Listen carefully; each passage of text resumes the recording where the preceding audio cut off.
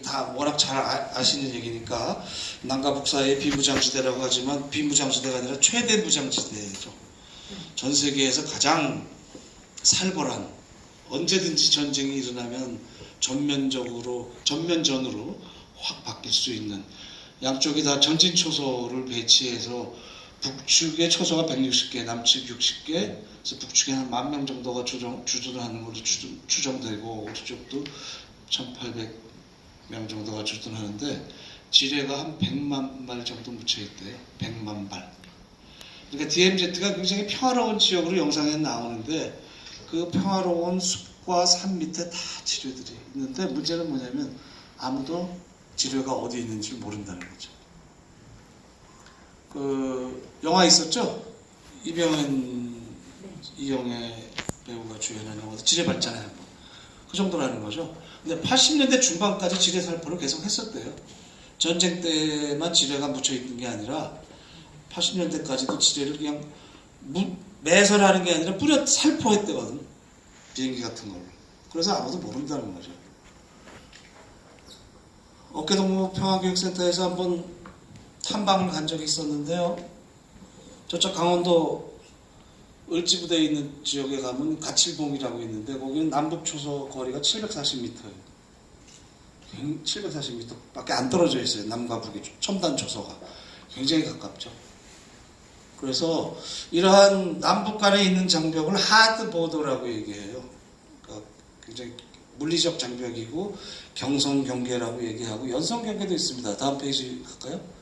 이게 아일랜드, 북아일랜드하고 아일랜드의 경계입니다. 아무런 표시가 없죠? 절로 넘어가면은 아일랜드고 이쪽은 북아일랜드 영국 땅이에요. 아무 표시가 없고 웰컴 투 노던 아일랜드. 북아일랜드에 오시면 환영합니다. 그러니까 저쪽으로 넘어가야 이제 북아일랜드네요. 이쪽이 이제 아일랜드고. 여기다가 무슨 광고까지 붙이고 있어요. 기름 판다, 어서 오십시오. 그러니까 이런 거는 소프트 보더라고 얘기하죠. 하드 보더가 아니라 소프트 보더. 굉장히 경계의 구분이 없는 거예요. 물론 여기도 지금 고생을 하고 있습니다. 다음 페이지 볼까요? 브렉시트 때문에 영국이 그 EU에서 탈퇴하면서 이 경계를 어떻게 할 거냐. 아일랜드는 EU에 남아있거든요. 영국은 나가있고. 그러니까 여러 가지 이제 무역 그 장벽이라든가 이런 것들이 생겨서 여기에 이제 하드 보더가 생긴다라는 얘기도 막 나왔어요. 그러니까 여기에 하드 보더 생기면 안 된다라는 얘기를 누가 하냐면은 보더 커뮤니티즈. 경기에 사는 사람들이 있는 마을이 있기 때문에 보더 커뮤니티에서 against Brexit, 우리는 브렉시트에 반대한다. 하드 보더가 생겨서는 안 된다. 이런 주장을 하고 있고 그 다음에 앞으로 최종 결과까지도 기다려봐야 된다. 이런 얘기들을 하고 있습니다. 그러나 아직까지는 하드 보더가 생기고 있지 않죠. 그래서 이런 것과 비교를 해봤을 때 유럽 여행하면 느끼시겠지만은 국경 지나가는 건 못 느끼시잖아요. 그러나 우리의 남북의 그 비무장지대, 사실은 최대 무장지대는 목숨 내놓고 가야 되죠.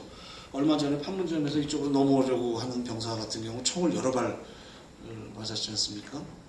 그래서 이 땅의 경계가 없어져야 되는 게 결국은 우리에게 필요한 일인데 그러기 위해서는 마음의 경계를 우선 살펴봐야 될 것이다.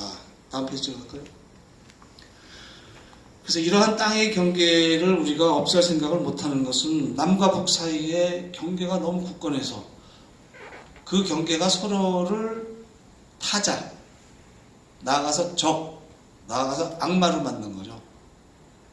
굉장히 다른 사람이다 정도가 아니라 우리가 아닌 그들, 우리가 아닌 적, 우리는 천사고 그들은 악마고.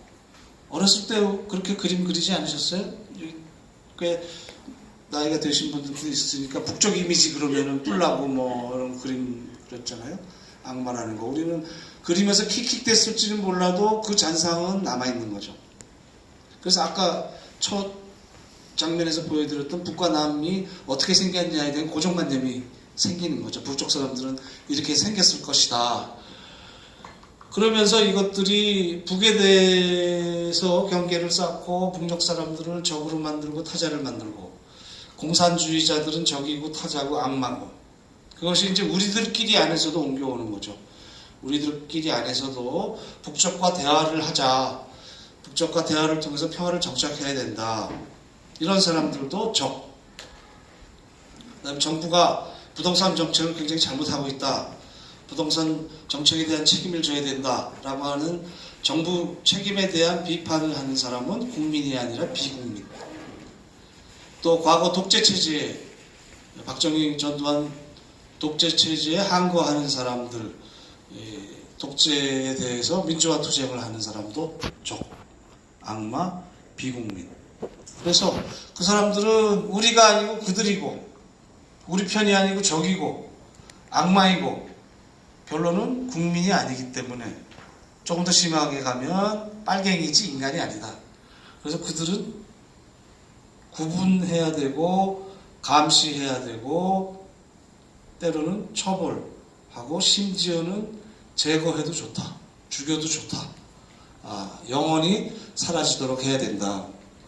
이것들이 생각과 삶의 다름과 다양성 자체가 우리 사회 안에서 굉장히 위험하고 불순한 것으로 만들어지게 된 거죠. 나라마다 경계는 다 있습니다. 미국 같은 경우는 인종으로 인한 경계가 굉장히 아마 심할 거예요. 일본 같은 경우는 민족의 경계가 아마 조센징이니 뭐 하면서 민족의 경계가 심하고, 그래서 나라마다 어떤 가장 대표적인 마음의 경계가 있고 거기로부터 다른 경계들이 가지쳐서 나오는데, 우리 같은 경우에는 남북의 경계, 그 다음에 빨갱이냐 빨갱이 아닌 거에 대한 경계가 제일 대표적인 경계라는 거죠. 거기에서부터 모든 다름과 다양성을 불순하고 위험한 것으로 간주하고, 오늘날 보시는 것처럼 이주동포, 국제결혼여성, 이주노동자, 여성, 장애인, 성적 소수자, 양심적 병역 거부자, 비정규직 노동자, 또 최근에는 난민, 이런 약자들을 우리와 다르다는 이유로 타자로 간주하거나 위험한 존재로 간주하는 일이 벌어진다는 거죠. 다음 페이지 넘어갈까요? 그것이 그냥 일상에서 심리적으로만 이렇게 째려보는, 싫어하는 그런 단계가 아니라 사실은 학살로까지 우리 역사 속에 기록이 됐죠. 한국전쟁 때문에 이렇게 분단과 마음의 경계가 굉장히 심해진 걸로 생각하시는데, 사실은 해방이 되면서 남과 북이 갈리면서부터 우리 남녘사회 안에서 많이 멀쩡한 사람들을 비국민으로 간주해서 죽이게 됐죠. 제주 4.3 사건 다 이제는 아시죠? 인구의 10분의 1 정도, 3만 명을 그때 죽였죠. 그래서 제주도 그 당시 주민들이 많이 일본으로 도망갔잖아요. 그래서 오사카에 제일 많이 사는데, 오사카에 가보면 4월 3일 날 제사 지내는 집이 많아요. 왜냐면 언제 자기 조상들이 돌아갔는지를 몰라요. 그래서 그냥 4.3을 기념해서 각 집마다 그냥 제사를 지내고, 최근에 들어서야 4.3을 치유해야 된다는 얘기가 나오고 있죠. 그 다음에 한국 전쟁이 발발하자마자 이승만 정부에 협조적이지 않았던 사람들, 그 다음에 정부가 보도연맹으로 분류해서 동네에서 몇 명당 할당량이 나오니까 가서 너 보도연맹이라고 신고해, 그랬던 사람들, 또 보도연맹 중에서 분류해갖고 교도소에 갇혔던 사람들, 이런 사람들이 엄청 죽었는데 100만 정도 죽었을 거라고 추정해요. 한국전쟁이 그 앞뒤로 직후에 바로 죽었던 사람들이. 이게 바로 그 구덩이를 파놓고 죽인 다음에 헌병들이 이제 확인사살을 하는 그런 장면인데, 굉장히 잔인하게 죽였다고 합니다. 총살은 좀 말이 조심스럽습니다만 가장 보통 방식이고, 칼이라든가 축창이라든가 그다음에 그냥 생매장한다든가 이런 여러 가지 방식으로 처참하게 죽였는데, 그래서 이 학살 터전들이 최근 들어서 이제 발굴이 되고 있습니다. 충청도 쪽에 굉장히 많이 있고 그런데요. 더 안타까운 것은 이렇게 학살을 자행한 군인이나 경찰이나 혹은 뭐 서북청년단이나 민간인들이 학살한 다음에 웃고 있는 사진들이 촬영된 것들이 있어요. 이 사람들은 어떤 양심의 가책도 느끼지 않는 거죠. 자기가 할 일을 다 했다. 왜? 저놈들은 빨갱이고 적이고 악마이기 때문에, 비국민이기 때문에 죽여도 된다. 죽이는 것이 내가 나라에 대한 애국을 다하는 길이다 라고 생각했던 것이니 그 당시에 그 마음의 경계는 굉장히 굳건한 것이고, 다음 장 넘어갈까요? 더 심각한 것은 그게 계속 이어진다는 거죠. 이제 모신 김에 한번 요 인용문 한번 읽어주시겠어요? 네. 집단 학살을 경험한 사람들은 대한민국이라는 사회에서 몸을 부대끼고 관계를 맺으며 살아갈 수밖에 없는 존재였다. 학살은 가해자와 피해자만의 이야기고 다른 사람들에게는 아무런 영향을 끼치지 않았을까? 민간인 학살의 경험은 유족에게만 상흔을 남긴 것이 아니었다. 민간인 살해를 경험한 남한은 이제 꺼릴 것이 없었고 세상이 무섭지 않았다. 남한에는 친족 살해의 경험으로 강인한 정신력을 가진 민족이 유산으로 남게 되었다. 이들은 경제 성장이라는 또 다른 이름의 전쟁을 수행하는 전사거든. 제가 읽었던 것보다 훨씬 더 감동적으로 감동 풍부하게 읽으셨네요. 이것을 한마디로 얘기하는 것이 하면 된다죠. 하면 된다. 그래서 국가가 하자 하면 해야 되는 것이고, 더 하면 된다가 약해갖고 더 센 게 나왔죠. 안 되면 되게 하라. 안 되면 되게 하라라는 말이 되려면 안 된다는 말 자체가 성립 안 되는 거 아니에요. 안 되니까 안 된다는 건데, 안 되면 되게 하라는 사실은 그렇게 모순된 구호까지도 전두환 독재 시대에 등장하게 됐죠. 그러니까 이제 나에게 불편한 사람들, 내가 싫어하는 사람들, 혹은 나의 이익에 장애가 되는 사람들을 타자로 몰고 빨갱이로 몰고 비국민으로 몰아서 없애는 일이 그렇게 희귀한 일이 아닌 것이 남녘에서 벌어지는 거죠. 아시는 것처럼 인혁당 사건, 박정희 독재 때 생긴 일이죠. 두 차례에 걸쳐서 군사재판에서 바로 며칠 만에 처형해버린 사건. 또 비교적 최근이죠. 광주 민주항쟁 경우에 군인들이 시민들을 죽이는 사건. 최근에는 블랙리스트를 만들어서 국민인 사람과 비국민인 사람들에게 특혜를 주거나 감시하고 처벌하는 짓을 최근까지도 한 거죠. 근데 블랙리스트도 사실은 마찬가지라고 저는 생각해요. 이 마음의 경계, 마음의 경계로 구분을 해서 이쪽 사람들은 우리 편, 저쪽 사람들은 남의 편, 저쪽 사람들은 어떻게 되든지 간에 이 땅에 발을 붙이지 못하게 해야 된다. 그러니까 계엄령까지 준비한 거 아니에요? 촛불 집회에서 많은 분들이 우리 사회를 위해서 마음을 모으고 있을 때 한쪽에서는 계엄령을 준비한 거죠. 광화문광장에 있는 촛불들, 저는 탱크를 밀어버려야 된다는 발상을 한 것들. 이게 다 국민과 비국민, 국민과 비국민, 우리 적을 가르는 경계의 유령이 좀비처럼 아직도 지금 우리 사회에 돌아다니고 있다는 거죠. 이거를 우리 사회에서 우리 스스로가 만약에 낮추고 또 성찰하고 또 나가서 없애는 일까지 하지 못한다면 북쪽하고는 과연 할 수 있겠는가 라는 걱정을 합니다. 다음, 뭐 북쪽은 다른가? 북쪽도 이런 집단 학살 뭐 다 있었죠. 다 있었고, 지금도 안타까운 것은 이렇게 아이들을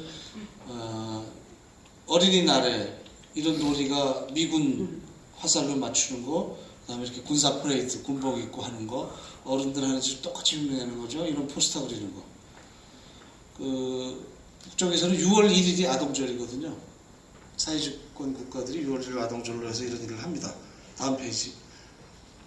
그래서 최영 선생님이라고 나중에 설명을 드릴 텐데, 최영 선생님은 이름이에요, 사람 이름. 근데 최고로 용한 선생님이라는 약자로 최영 선생님이라는 농담을 하시는데, 이분이 저랑 같이 여기가 9.15 타고서입니다. 9월 15일 날 생겼다고 해서 9.15 타고서인데 주 타가서예요. 월요일 아침에 아이 갖다 맡기고 토요일 날 찾아가는 주 타가서인데, 거기 아이도 이런 군복을 입고 있어요. 군복이라는 게 거의 우리가 입는 양복 같은 거죠. 가장 영예로운 복장이고, 그걸 아이 때부터 하고 있더라고요. 그 다음 페이지 넘어갈까요? 물론 북쪽도 변하고 있습니다. 이게 아리랑 공연이에요. 15만 명. 여기 카드 섹션 하는 데거든요. 카드 섹션. 그렇게 또 빌 때 있죠. 그러고 조는 애들이거나 그러면 꼭그 전체주의 사회에서도 꼭 아닌 애들이 있습니다. 그런 애들이 있는데 이 카드 섹션 하는 인원까지 포함해서 출연하는 인원 전체가 전면 공연일 때 15만 명, 약식 공연일 때 10만 명. 아마 또 하는데요. 다음 주 정상회담 기간 중에 이 공연을 할지 안 할지 모르겠어요. 아마 상당히 이거 보러 가자 할 확률이 높은데 외부 비난을 많이 받았어요. 왜냐하면 유치원생들 초등학교 저학년 학생들까지 여기 동원시켰거든요. 그러면 이거 몇 달간 연습해요. 대학별에서부터 몇 달간 연습을 하고 공연 당일도 하루 종일 이렇게 나와야 되고 여기는 조금 말씀드리기 그렇습니다만 끝나고 나면은 그냥 냄새가 많이 난다 그래요. 한 5시간을 화장실을 못 가거든요. 5시간 화장실 못 굉장히 비인도적이다라고 얘기를 그래서 그 자리에서 뭘 해결해야 되는 거죠. 그러니까 이거 공연 자체가 굉장히 비인도적이다라는 비난을 받고 인권이라는 개념이 북쪽에도 나름대로 있죠. 우리보다 앞선 인권의 영역도 있습니다. 문화권이랄지 집단권 같은 경우에는 경제권도 그렇죠. 근데 그래서 올해 공연부터는 이 유치원하고 초등학교 저학년 아이들을 출연시키지 않기로 했다고 합니다. 그것도 굉장히 북쪽도 변화는 하고 있다. 우리 남쪽도 변화하고 있고.